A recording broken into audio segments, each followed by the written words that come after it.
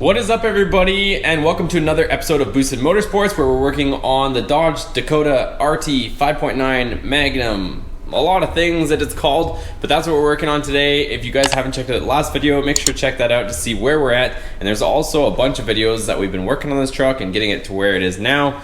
But if you guys are following along, you guys will know that I said something was going to show up on Friday, but it ended up showing up 2 days early. I think that's what it is. It looks like it might be the right size, but we'll open that later in the video. In today's video, what we're gonna do is finish the interior. So we got quite a ways on the interior last day, but it took longer than I expected and I ran out of time. Interior is looking fresh as ever for a 160,000 mile, 20-year-old truck.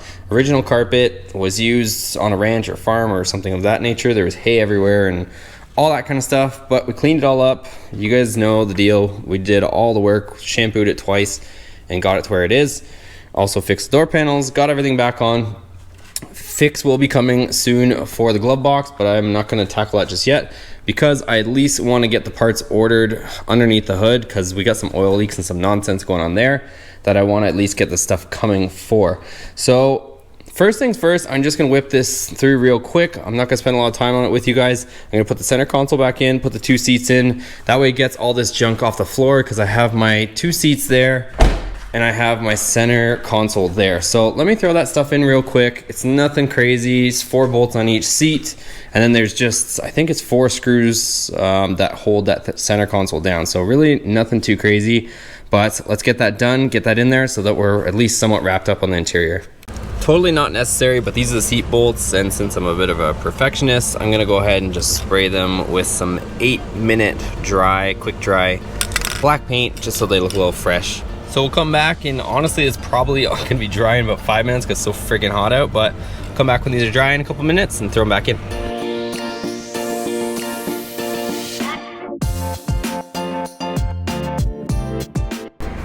And just to add to all the fun, if you guys remember when we took the seats out, this bolt was sticking way out. It was barely even in. We thought that they maybe didn't tighten it, but as I went to put the bolt in, it really didn't go far. On closer inspection, the threads were toast. So now I'm cleaning out the threads with a tap so that we can put the seat in and fully put the bolt in. There's still tons of meat there. It's just for whatever reason, the threads are kind of messed up, so I'm cleaning them out with this tap. And success, we made it through. We got tons of bite. But now we're gonna have clean threads that we can finally put the bolt in properly. And test fitting the bolt, we can put it in by hand now, so all of our threads are clean. Hopefully we can put these seats in today. Ay, everything turns into a chore.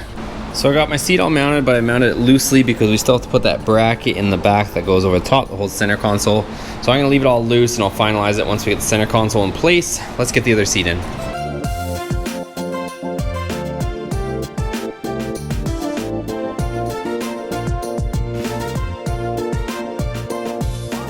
Alright, you guys, interior is finally done. I'll put the glove box in after. It's still waiting on stereo, but everything else is good.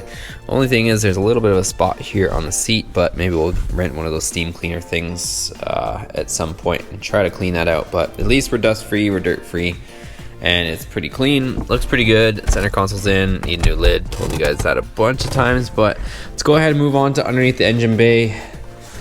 In the engine bay, I should say, because I want to find out what the deal is with the oil leaks, hopefully, so we can order some parts and get that taken care of. All right, so we're under the hood, and first things first, I'm trying to get back here. So right there is the oil pressure sending unit. And you can see there's a bunch of leaves and sticks and stuff back there. So I'm gonna go ahead, and that's why I got the vacuum right here.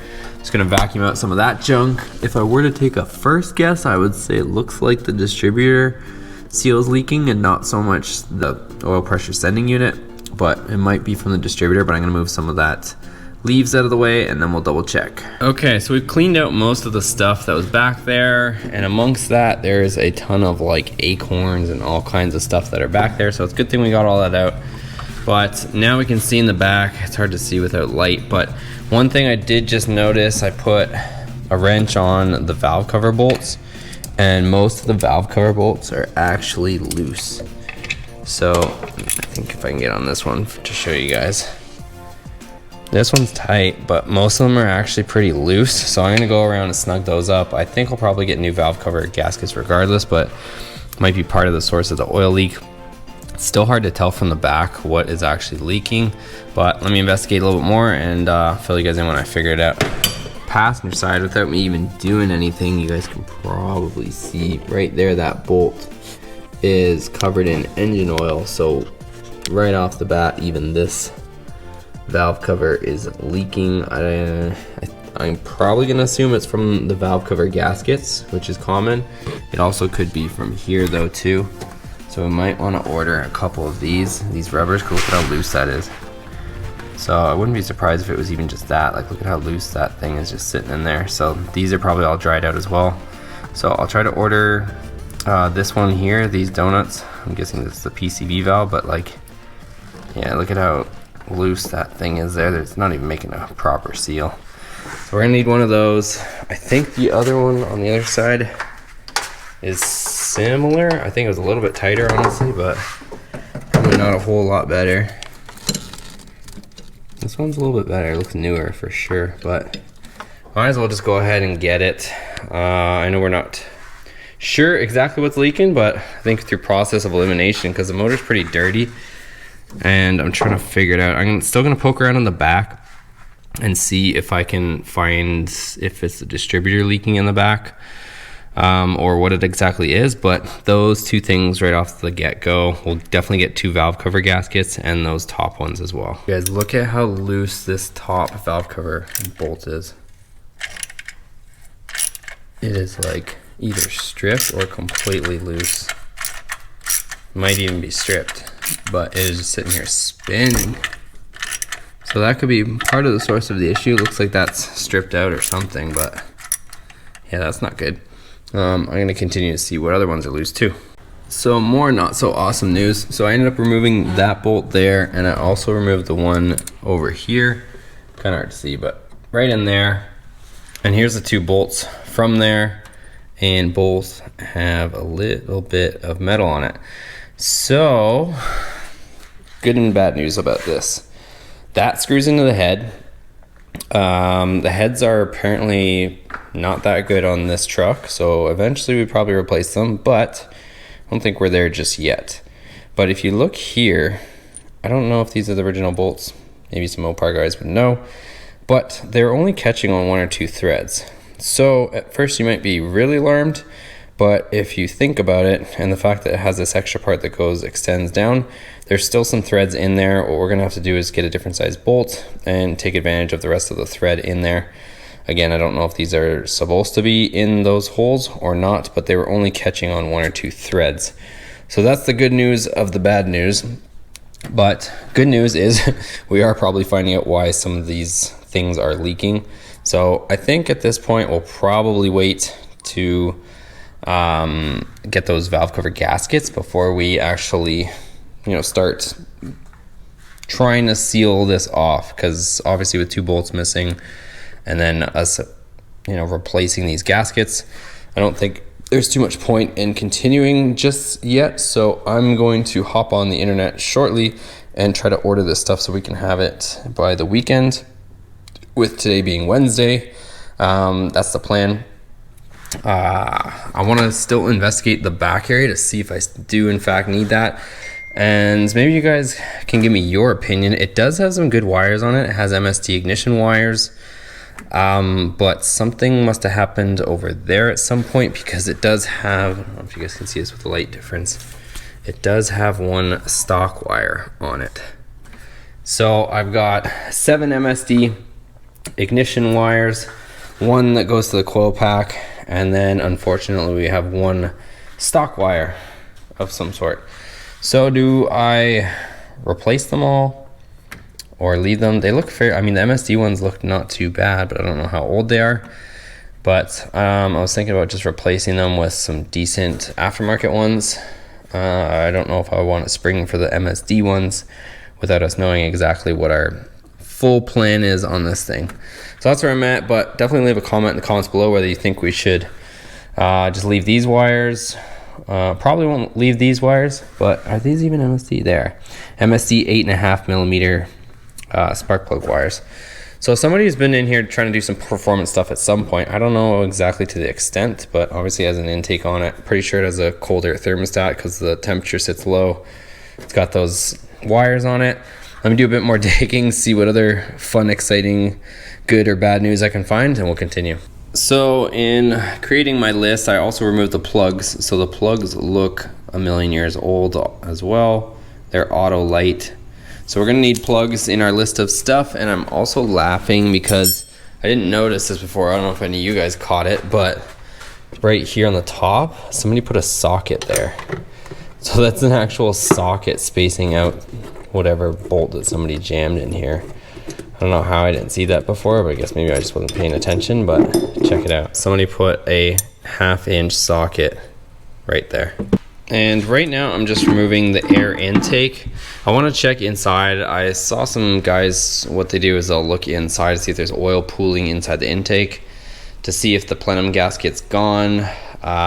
It doesn't necessarily mean that the back is gone, but at least inside. So I'm just going to take a quick look just to get that. Also, this has to come off and get cleaned because it is filthy as well. But let's get this off. Alright, don't get mad at me for standing in the engine bay, but it's almost impossible to do it without it. These are steel toe boots that we have here.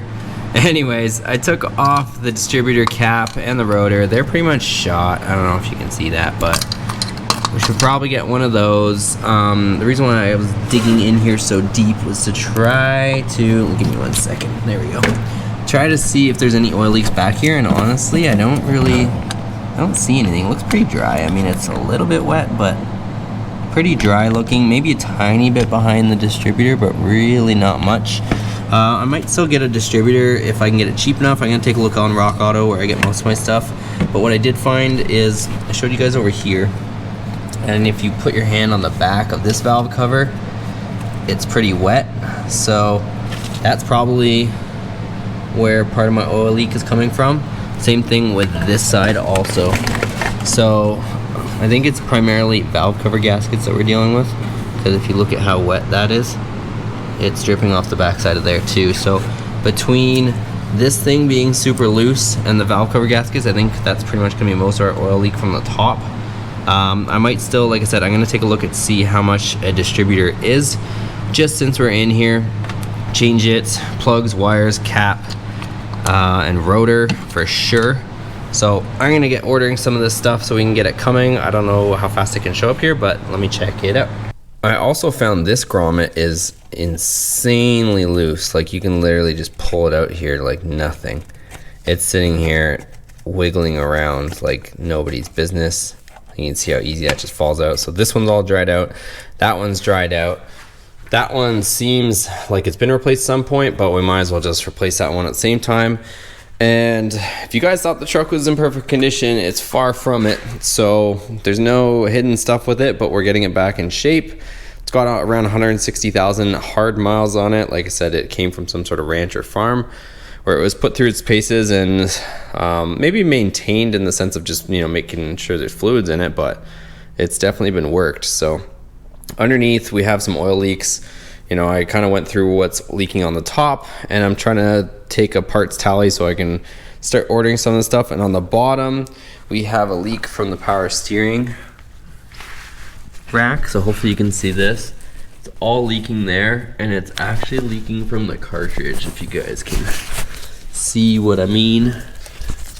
So right up there where the cartridge is, right here, it's leaking from the top. That's where a lot of the O-rings and seals are. So it's pretty cheap actually to get a rack. It's like a couple $100. So I might just do that and just replace it. That way we don't have to worry about it, because I don't need this thing leaking all over the place. Plus the bushing right here, you can see it's just blown out the back of it. So we might as well just do the rack and be done with it. And I'll show you more leaks. So under here on the transmission, you'll see we have a couple drips right here.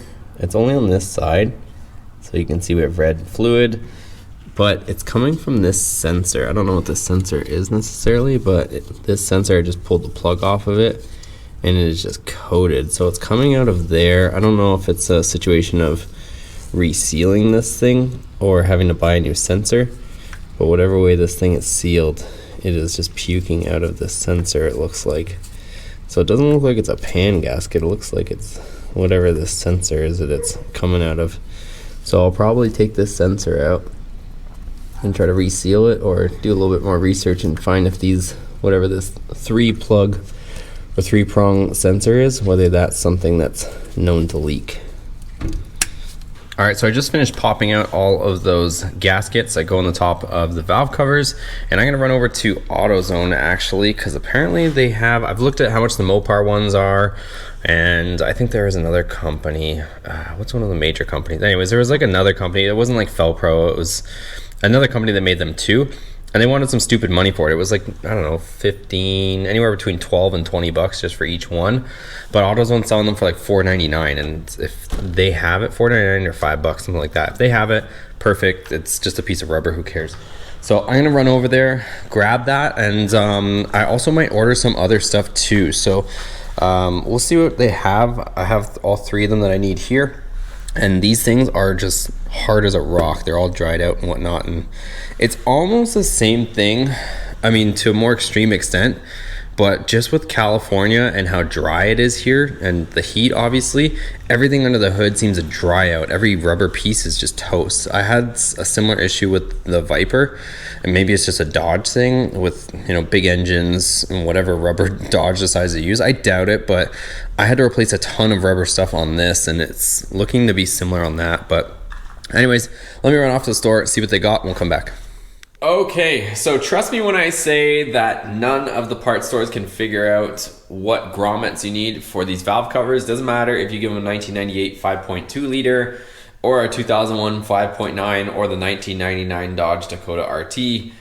As far as the vehicle to look up, they cannot find the grommets for the valve cover. So they'll give you a PCV grommet, which I'll show you in just a second, but I ended up having to resort to buying Mopar ones. I just went through Amazon. They'll be here Friday. Today is Wednesday. So I'll have that stuff to put back together. And I also ordered a ton of stuff, which I'll get into in just a second, but let me show you just one thing. So these are the 3 grommets that you're gonna need, or that would potentially go bad. In my case, they're hard as a rock. So these are the 3. One is gonna be just a plug, a straight plug. And that would go where the original in the front there. This one goes to a breather, a 90-degree breather, and then this one goes to your actual PCV, so you have a smaller one. The only one that I could find, didn't matter, I went to AutoZone, O'Reilly's, and Pep Boys, was this one, a PCV grommet, but really this isn't even for the PCV, it's for the breather. So that's that one there. So that's the one with the hole, and that'll go to that 90-degree elbow, which is this thing, like that. So this just goes to the intake, but that will be that thing, and that's the only one that I could find. This says specifically Chrysler, but anyways, I'll update you guys on where I bought the other ones in case you guys get into any of this, but these were the main cause for a lot of the leaking going on, as well as the gaskets. So let me tell you what I ordered. So tomorrow, next day shipping, so Thursday of this week, I know you guys might be watching this at a different time, but it's the next day. We're going to be getting tomorrow, hopefully if all goes as planned and everything ships, a power steering rack. So I'm getting a rebuilt power steering rack. I was debating, if you guys ever watched the video on the Viper, I ended up kind of rebuilding the rack myself, but it was a pain, I'll tell you that. So it's leaking from the cartridge, and the cartridge is where the steering shaft or steering column goes into the rack. It's leaking from there. So that's where mine's leaking from, but I'm just gonna get a rebuilt one. It was so cheap that I couldn't pass it up. It's like 140 bucks or something. So whatever, I'll throw the other one in there. So I have the rack coming. I have new bushings for the rack coming because those are separate. I also have valve cover gaskets. What else do I have? I have iridium spark plugs coming, and I have a cap and rotor coming. I'm gonna keep those MSD wires for now until I figure out exactly what I wanna do, but just that stuff alone should get the thing running very well and much better than it is now. And I think that'll give us a good starting point. So tomorrow, we'll definitely have our hands full. I don't know what we're gonna tackle just yet, but I'll figure that out tomorrow. I also wanna try and figure out where that oil leak from the sensor is coming on the transmission. That'll take care of that oil leak. And we should be plugging away pretty quickly. As long as all the parts keep showing up, we'll keep working, keep wrenching. All right, so I'll probably get into this in another video, but I also want to talk to you guys about the Patreon thing. So I'm probably gonna try to fire that up soon because You guys see all the projects going on, all the parts that are coming in. This is all being funded. Nothing's really sponsored for the most part. But, I mean, there might be some odd things here and there, but the brunt of it is all funded by me. And it's getting a bit pricey, and I want to keep the content rolling. And to have all these parts continuously being shipped in and showing up, it does cost money. So I enjoy doing it. I love doing it. But if you guys can help me out, we'll talk about that later. But I'm hoping we can continue to do that. Yeah, I'll get into that stuff a little bit later because there's some other things going on as far as funding and all that stuff and jobs and stuff like that. So the money's kind of getting a little bit tight, honestly. I know, maybe I could get rid of something else, but this is my dream car. I can't get rid of that.